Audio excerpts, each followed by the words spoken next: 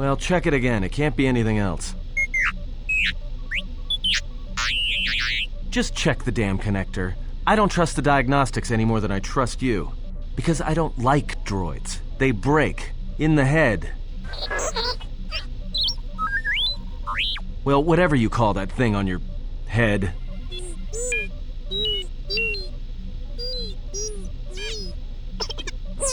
Yeah, well, if I'm mean to you, it's because I care. If you've got some time, I'd like to see what I can upgrade for you. Yes, I do have a few moments to spare for your work. I would like to know what he is doing here, though. He helps me out with repairs. That isn't a problem, is it? I suppose not. Perhaps in working on my circuitry, your assistant will learn something about how a fully functional droid is constructed. Just ignore him and let's get to work. I would appreciate that. Our group has little in the way of time to spare, and I would not want to delay you from your other duties. Right. Let's get you open. See what you can do. I have to say, you are put together quite well. That wasn't much to do. As I told you, my design is streamlined and efficient, though I am pleased that you were able to make some improvements, and this was not just a waste of my valuable time. There were a few things from my remote that I was able to integrate into your construction. I see. Well, thank you. I'll let you get back to your work. So you fought against the Mandalorians in the war? I was part of the war effort, yes. I worked as a technician, though. But you fought on the front lines. To a Mandalorian, there is honor in that. I could do without your Mandalorian honor. I saw the results of your honor. The absolute destruction your warriors brought. And look at them now. Mandalorians are little better than mercenary thugs. And what's honor to someone like that? All they care about are credits. If I were you, I'd pick your words more carefully.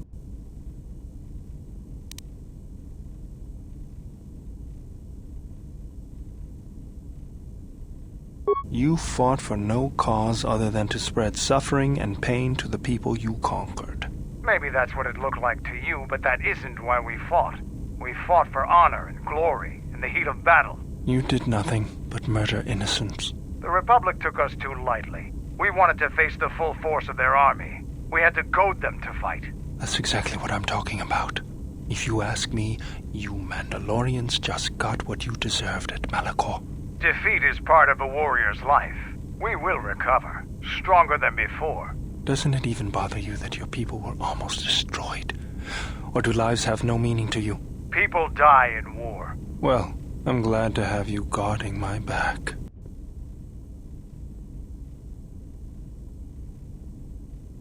Fine by me.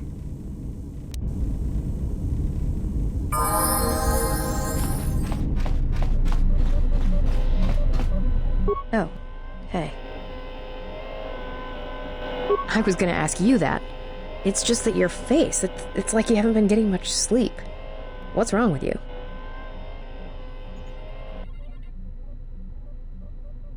I never saw a Jedi who had that look before. It's not natural. No, you're just business. Look, forget I said anything. Go ahead and ask. Yeah, more or less.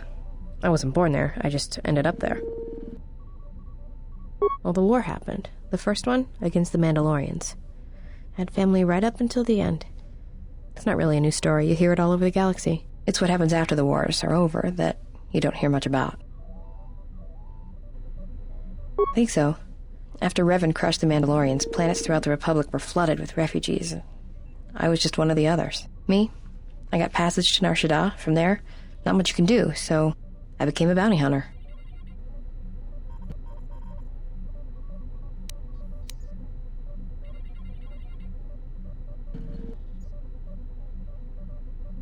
Take a guess, Jedi. Only 2 groups of people would have lost family at Malachor. And Jedi don't have families. As much as any slave becomes a Mandalorian. They took prisoners on every world they conquered to bolster their ranks. And they took a lot of worlds. When I was young, yeah. They mostly used me to carry ammo packs and munitions. Toward the end of the war, they needed everyone they could get. They taught me to fight, to hunt, to survive. I was part of their squad, even when I was young. Everyone served as part of the unit, and I felt like I had a place there. After Malachor, it really didn't matter anymore. The Mandalorians lost. Bad. But you know that.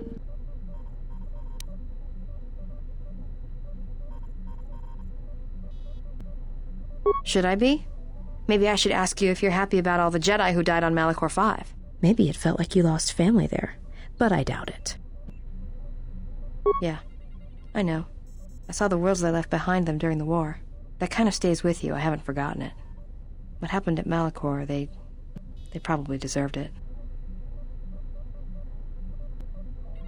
Should I be? Maybe. Go ahead and ask. I didn't kill him once. Biggest mistake ever. Do you really want to hear this? Well, Hanhar and me go way back, in the worst possible way. He's from some forest planet on the Outer Rim where Zerka had set up one of their slaving operations. I don't remember the name. Something with too many K's and Y's. It sounds like you're gargling Ronto spit when you say it. No idea. He's just Hanhar. I hope there aren't any more like him. I get the impression he's not a good representative of his people, though. He's the equivalent of a mad calf hound among Rontos. Some of Voga the Hutt's men said Hanhar killed his own tribe, but those two crud thugs lie every time they open their mouths, so who knows? Well, not for long. Once off planet, Hanhar escaped from the Zerka slavers, then killed them all.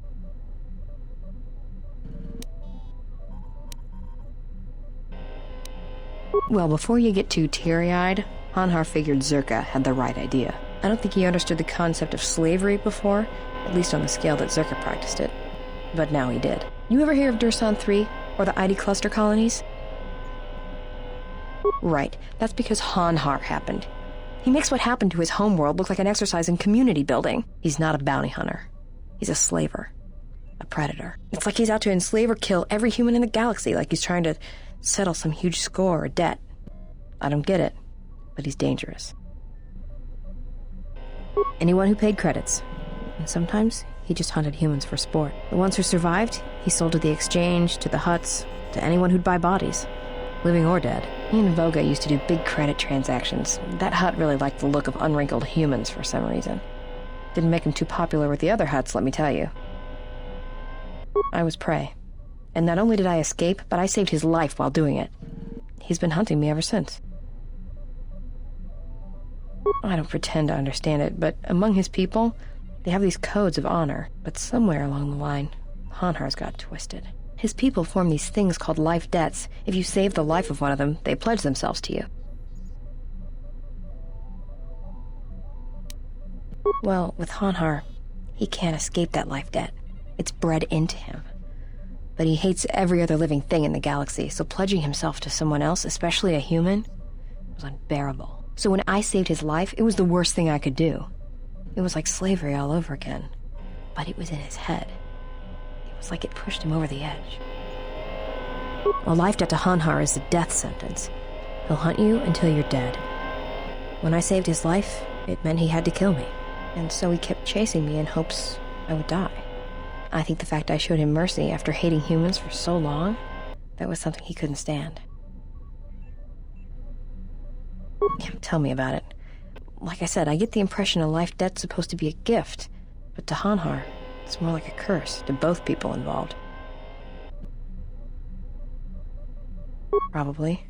But if he had multiple life debts, especially to humans, Hanhar would probably go mad. He was angry before, sure, but he'd be 10 times worse if that happened.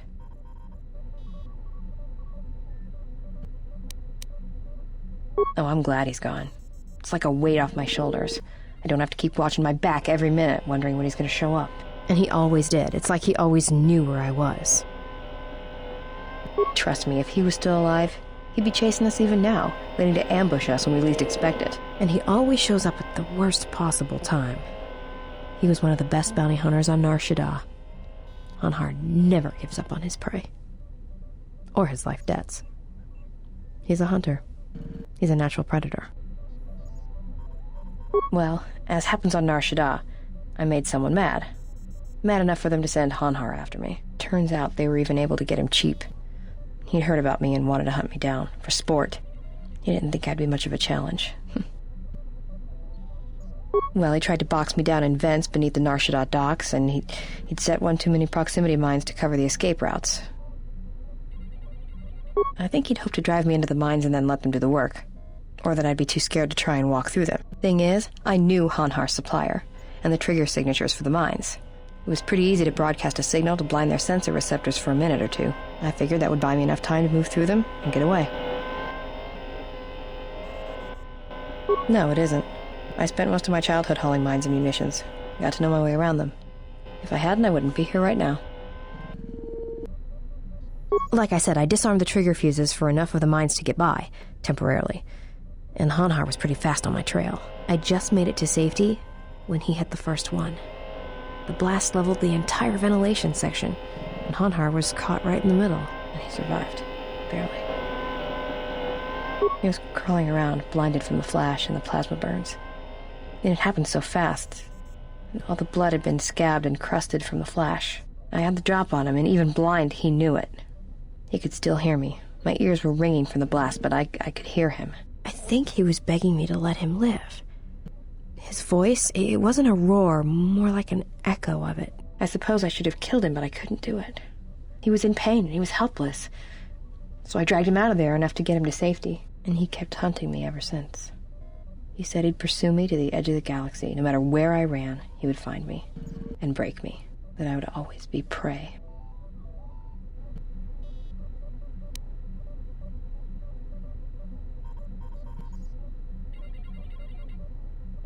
Maybe.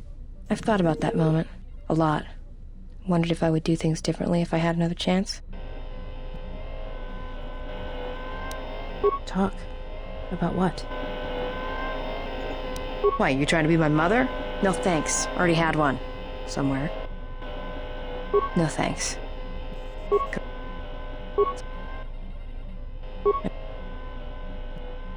Yeah. It's got a life to it. Yeah, well, I wouldn't go that far. I'll believe it when I see it. Maybe one day, I'll let you. Alright, but I doubt you're gonna show me anything I don't already know. And when you show me, don't act like a tourist. It attracts predators.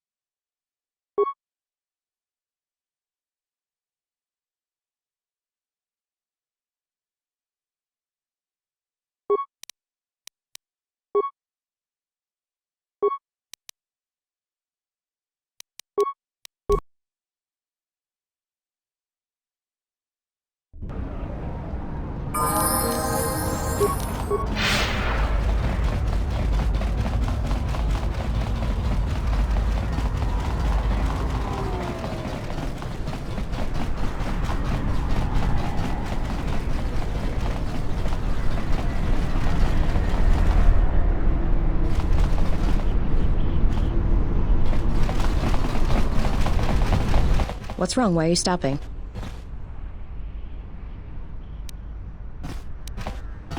I've been by here hundreds of times. There's nothing special about it.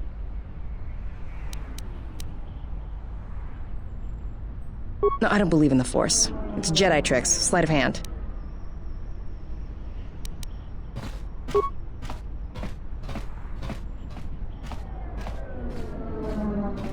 Feel the currents here on Nar Shaddaa, the ebb of life. Where one creature feels pain, it lashes out. This is the Force, and all our choices, from the greatest to the smallest, affect each other, and the echoes travel. I can feel this planet. I can't shut it out. It's louder now, it hurts. All these people.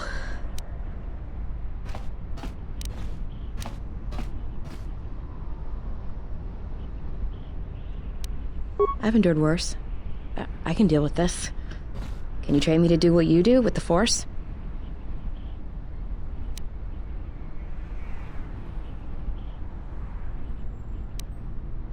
want to become like you. I want to be strong. I don't want to be afraid or alone anymore. I don't want to keep running and looking and never feel like I'm finding what I'm looking for. I'm tired of being hunted. I don't want to be lost anymore. When the galaxy or anyone takes something from me, I want the power to take it back and hurt them.